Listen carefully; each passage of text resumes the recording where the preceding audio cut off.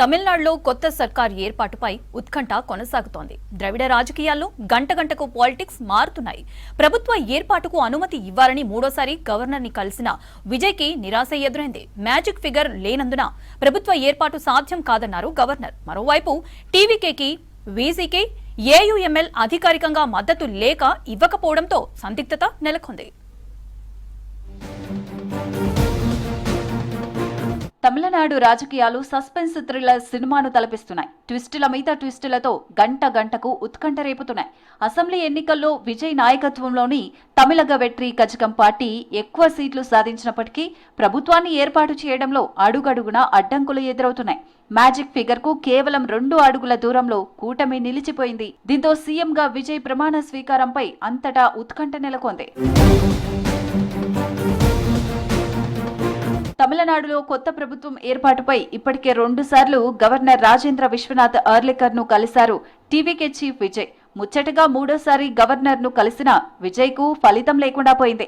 Congress, VCK, CPI, CPM, IUML లాంటి పార్టీలతో సుదీర్ఘ చర్చల తర్వాత ఆ పార్టీలు విజయ్ కు మద్దతు ఇస్తున్నట్లు ప్రకటించాయి. ఆ పార్టీలు ఇచ్చిన లేఖలతో గవర్నర్ రాజేంద్ర విశ్వనాథ్ అర్లేకర్ ను కలిశారు టీవీకే నేతలు. తమకు 120 మంది ఎమ్మెల్యేల మద్దతు ఉందని లేఖలు ఇవ్వగా ప్రభుత్వాన్ని ఏర్పాటు చేసేందుకు గవర్నర్ గ్రీన్ సిగ్నల్ ఇచ్చినట్లు వార్తలు వచ్చాయి. దీంతో చెన్నైలోని నెహ్రూ ఇండోర్ స్టేడియంలో సీఎంగా విజయ్ ప్రమాణ స్వీకారానికి ఏర్పాట్లు మొదలుపెట్టారు. ఇంతలోనే మరో హైడ్రామా నెలకొంది.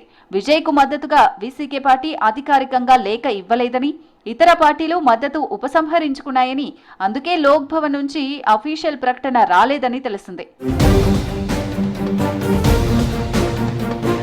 ఇటీవల జరిగిన తమిళనాడు అసెంబ్లీ ఎన్నికల్లో 108 స్థానాల్లో గెలిచి అతిపెద్ద పార్టీగా అవతరించింది విజయ్ టీవీకే పార్టీ. అయితే ప్రభుత్వ ఏర్పాటుకు కావాల్సిన మెజారిటీ మార్క్ 118 సీట్లకు 11 స్థానాల దూరంలో ఆగిపోయింది. తొలుత టీవీకేకు 5 సభ్యులున్న కాంగ్రెస్ మద్దతు ప్రకటించింది. ఆ తర్వాత సుదీర్ఘ చర్చలతో సిపిఐ, సిపిఎంతో పాటు వీసీకే, ఇతర పార్టీలు మద్దతు ప్రకటించాయి. దీంతో Vijay TVK party majority mark ను చేరుకున్నట్లయింది. దీంతో 120 మంది ఎమ్మెల్యేల మద్దతున్నట్లు గవర్నర్ కు లేఖ అందించారు విజయ్. ప్రభుత్వ ఏర్పాటుకు అనుమతించాలని కోరారు. అయితే కీలక సమయంలో ఇండియన్ యూనియన్ ముస్లిం లీగ్ టీవీకేకు హ్యాండ్ ఇచ్చింది. విజయ్ కూటమిలో తాము భాగం కాదని ఐయుఎంఎల్ ప్రకటించింది. మరోవైపు వీసీకే కూడా అధికారికంగా మద్దతు లేఖను ఇవ్వలేదు. ఈమెయిల్తో లేఖను పంపింది. దీంతో 116 సీట్ల దగ్గరే విజయ్ పార్టీ నిలిచిపోగా గవర్నర్ నుంచి మరోసారి అనుమతి రాలేదు.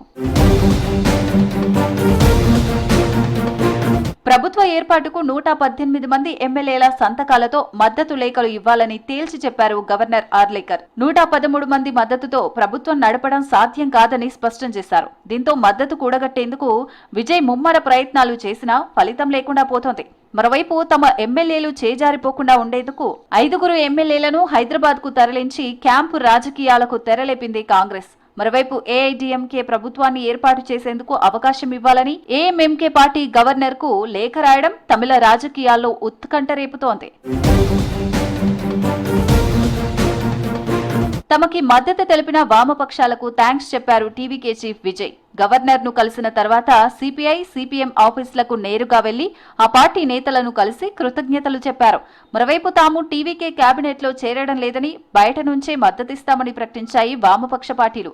మతతత్వ శక్తులను వ్యతిరేకించడానికి, రాష్ట్ర హక్కులను కాపాడడానికి తాము డీఎంకేతో కలిసి ఉంటామని తెలిపాయి.